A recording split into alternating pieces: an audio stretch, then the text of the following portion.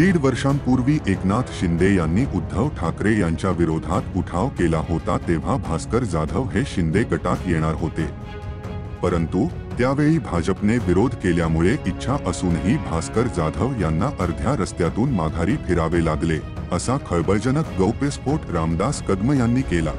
पण त्याआधी व्हिडिओला लाईक करा, बातमी महाराष्ट्राची ह्या आपल्या चॅनेलला सबस्क्राईब करा। एकनाथ शिंदे यांनी उठाव केला तेव्हा शिवसेनेचे अनेक आमदार सुरतमध्ये गेले होते। भास्कर जाधव हे गुजरातच्या सीमेपर्यंत येऊन माघारी फिरले होते। भास्कर जाधव हे सुरतच्या जवळ पोहोचले होते तेव्हा एकनाथ शिंदे यांच्याकडून त्यांना सांगण्यात आले की तुम्हाला आमच्या सोबत घेता येणार नाही, भाजपकडून तुम्हाला आमच्या गटात घेण्यास विरोध केला जात आहे। भास्कर जाधव यांनी मोदींची केलेली नक्कल आणि अधिवेशनावेळी भाजपच्या 12 आमदारांना निलंबित केल्यामुळे त्यांच्या शिंदे गटातील समावेशाला विरोध करण्यात आला। पण भास्कर जाधव यांनी आज आपल्या भाषणात काय भाष्य केलं हे बघा। तुम्हाला काय वाटतं, उद्या उद्धव साहेबांची सत्ता येणार आहे का नाही येणार आहे? नक्की ना? तुम्हाला काय वाटतं, मला काय मिळेल?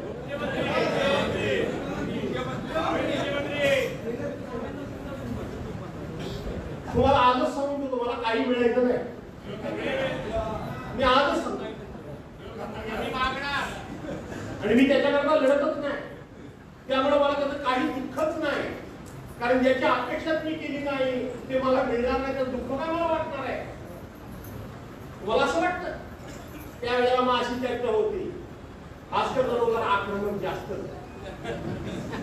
तो रागीट आहे भयंकर, तसं नाही, जरा सगळ्यांशी संबंध चांगले ठेवणारा माणूस असायला पाहिजे, जरा गोड बोलणारा असायला पाहिजे, हा जरा थोडासा गरम डोक्याचा माणूस आहे, कोणी ह्याला नको, म्हणजे दुसऱ्या पक्षाशी संबंध ठेवणारा म्हणजे हात मिळवणारा चोर पाहिजे।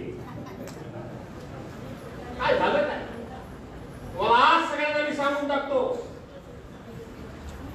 मी जो लढतोय तो काहीतरी मिळणार आहे म्हणून लढणार नाही आणि लढत पण नाही।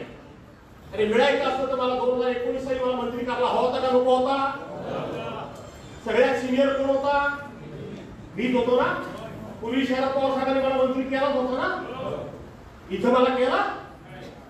मी कधीतरी माझ्या भाषणामध्ये कधीतरी याचा उल्लेख केला? सांगा जरा, एकानं कुणी पण सांगा की मला केलं नाही वगैरे असं।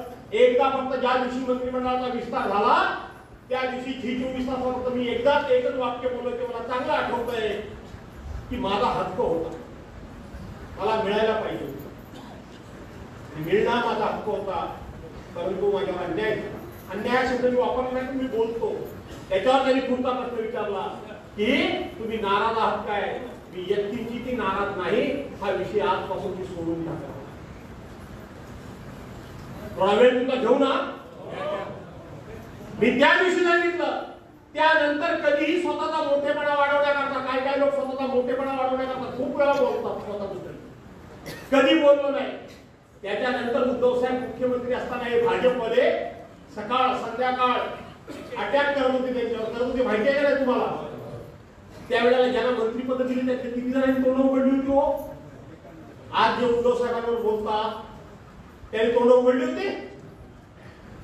मी गप्प होतो, मला मंत्रीपद मिळालं नाही म्हणून जाऊ दे रे बोलले, मला काय करायचं असं मी कधी केलं? मीच लढत होतो का नव्हतो लढत होतो? दुसरा किस्सा तुम्हाला मी सांगतो, ज्या वेळेला पक्ष फुटला त्यावेळेला गटनेता बदलायच्या वेळेला एकनाथ शिंदे गटनेते होते, दादा गटनेता कोणाला करायला हवं होतं? मनापासून सांगा, कोणाला करायला हवं होतं? विधानसभेमध्ये आज कोणाचा आवाज आहे? पक्षानं मला गटनेता केलं नाही, पक्षानं मला गटनेता केलं नाही, पण गटनेता केलं नाही म्हणून मी कधी भाष्य केलं, कधी तोंड उघडलं, कधी नाराजी व्यक्त केली, कधी सभागृहामध्ये संघर्ष करायचा थांबवला काय संघर्ष करायचा? त्यांच्या विरोधात बोलायचं थांबवलं, मला केला नाही। तिसरी गोष्ट मला आज सांगतो, विक्रांत खूप चांगलं उत्तर दिलंस, खरं तर त्यात असल्या लोकांना उत्तर द्यायची काही गरज नाही, पण तो माझी बॅग भरत होता, मी एकनाथ शिंदेच्याकडे जायला होतो तेव्हा माझे कपडे बिबडे तोच भरत होता, इस्त्री बिस्त्री वगैरे तोच करत होता. कारण अचानकपणे जायचं होतं ना, पळून जायचं होतं ना, लपून जायचं होतं ना, त्यामुळे तयारी नव्हती. त्यामुळे माझे कपडे त्याला इस्त्री कर, कुठं बूट पॉलिश कर, कुठं काय करतो करत होता त्यावेळेला. त्याचा किस्सा सांगतो तुम्हाला. 20 तारखेला मतदान झालं. 20 तारखेला मी रेल्वेतून इथं आलो. 21 तारखेला सगळे गुवाहाटीला काय गेला, सुरतला गेले, गोवाला गेले. किशोर मी इथंच होतो. त्या दिवशी आपली मीटिंग होती इथंच होतो. आणि मला उद्धव साहेबांचा फोन आला, आपल्या कार्यालयाच्या समोर तुम्हाला ताबडतोब मुंबईला यायला पाहिजे. मी मुंबईला गेलो, ट्रेन नव्हती. एक ट्रेन दिल्लीला जाणारी कुठेतरी लेट झाली होती, 4-4.5 तास. ती आपल्याला मिळाली. तुम्हाला माहित असेल काय लोकांना. मी गेलो. खरं तर पनवेलवरून डायरेक्ट आम्हाला तिकडे घ्यायची वास्तविक ट्रॅफिक मोकळं ठेवायला पाहिजे होतं, ते ठेवलं नाही. वेळ झाला आणि उद्धव साहेबांच्या वर्षाबद्दल बैठक झालेली होती. मी हे कधी माझे स्वतःचे किस्से मी कधी बाकीच्यांसारखे सांगत नाही. की आम्ही उद्धव साहेबांच्या मागे निष्ठेने कसे आहोत, आमच्यावर काय काय होतंय, हे कधीच मी सांगत नाही. आज सांगण्याची वेळ आली. मी गेलो वर्षा मागल्यावर. त्यावेळेला जवळजवळ सगळी बैठक बसलेली होती, झाली संपत आली होती. सगळे 18चे 18 खासदार उपस्थित होते. पहिल्या टप्प्यातले 17-18 आमदार फक्त गेले होते. बाकी सगळे आमदार उपस्थित होते. बाकी सगळे आमदार उपस्थित होते. तिथे हे बॅग भरणारे पण आमदार उपस्थित होते. माझे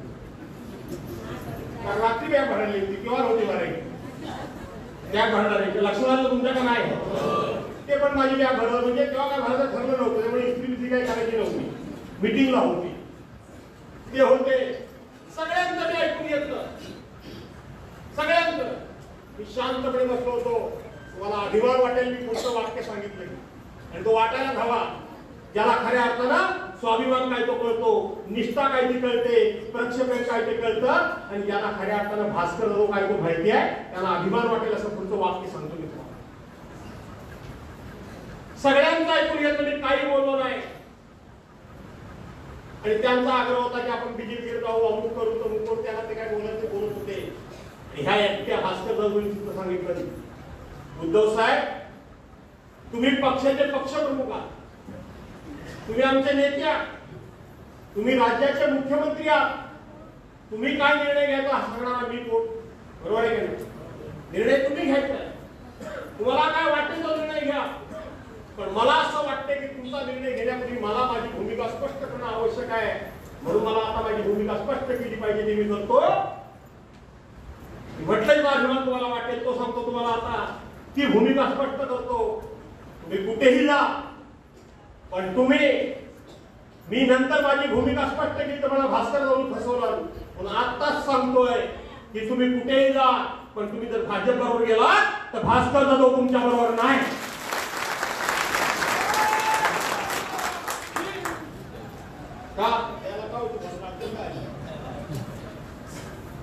हा भास्कर जाधव तुमच्या बरोबर नाही.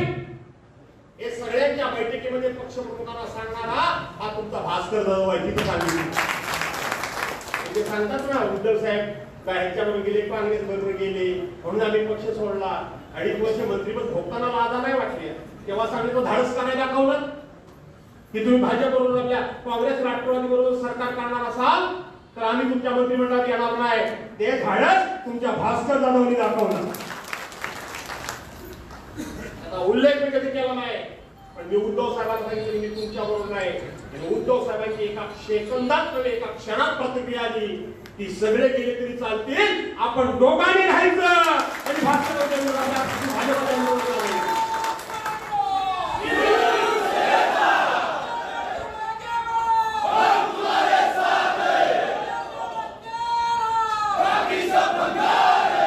आपण दोघे राहिलो तरी चालेल.